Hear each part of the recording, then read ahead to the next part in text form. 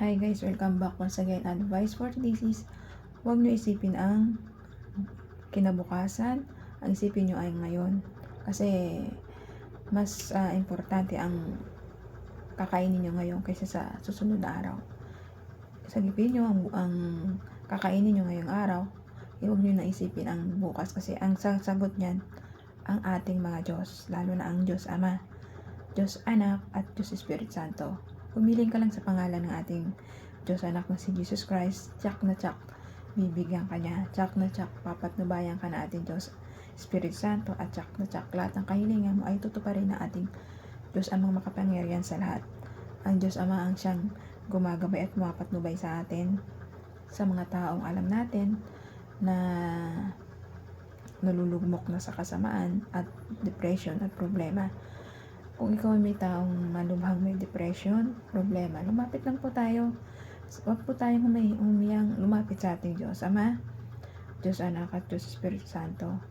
Humiling ka lang sa mga pangangailangan gusto mo. Kung ikaw may malaking problema, lumapit lang po tayo sa ating Diyos Ama. Huwag po tayong mahiya. Nagawa ang Diyos Ama ng tao na para tulungan ka, na para pautangin ka dyan sa utang mong napakalaki. Pero siyempre, kapag nagutang ka, siyempre, wag mong sirain yung tiwala ng tao. Kahit matagal man itong bayaran, pero paunti-unti bayaran mo para makabayad ka, para hindi masira yung tiwala ng tao sa'yo. So, kapag may mga malaki tayong problema, alalayan sa buhay, paabayan na lang po natin sa ating mga Diyos, lalo na sa ating Diyos Ama, Diyos Anak at Diyos Espiritu Santo.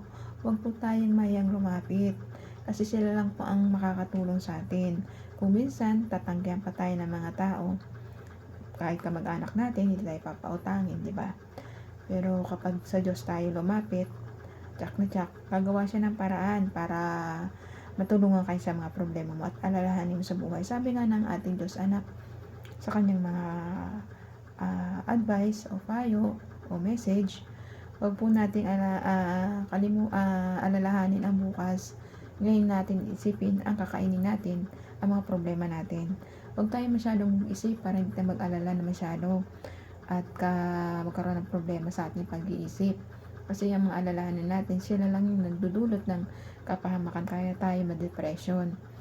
Ang mga taong malalalim mag-isip ng mga problema nila at wala nang halos solusyon, ay nandiyan po yung ating Diyos Ama. Siyang lulutas ng mga problema mo. Huwag po tayong mahiya. Magdasal lang po tayo. Bibigyan ka niya ng kaluska, solusyonan sa mga problema mo at alalahanin mo sa buhay. Huwag natin isipin ang problema bukas. Ngayon po natin pagsikapan ng gampanan o pagsikapan natin na matustusan o magawa ng paraan ng makakain natin o problema natin para magawa natin ng paraan mabayaran to. Huwag na po tayo mag-isip ng kung ano-ano para sa bukas. Ngayon lang po natin aksyonan, gagawa ang Diyos ng paraan. Basta magdasal ka lang, manalig mananampalataya sa ating mga Diyos. Huwag po tayo mag-isip ng kung ano-anong problema kasi magdudulot lang yan sa atin ng depression at alalanin sa buhay.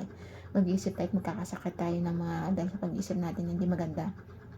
Kaya ikaw, habang maaga pa, manalig mananampalataya ka, patatagin mo pananalig mo at pananampalataya mo. At syempre, magsisi ka sa mga lahat ng kasalanan gawa mo at palaging madasal. Lahat ng mga problema malalaman mo sa buhay ay masusolusyonan niya na ating Diyos Ama. Basta lumapit ka lang at manalig sa Kanya. Patatagin mo pananalig mo at yan, tsak na tsak, malulutas lahat ng mga problema natin dito sa ibabaw ng mundo. Kaya hanggang dito na lang po aking advice. Ingat po tayong lahat and God bless.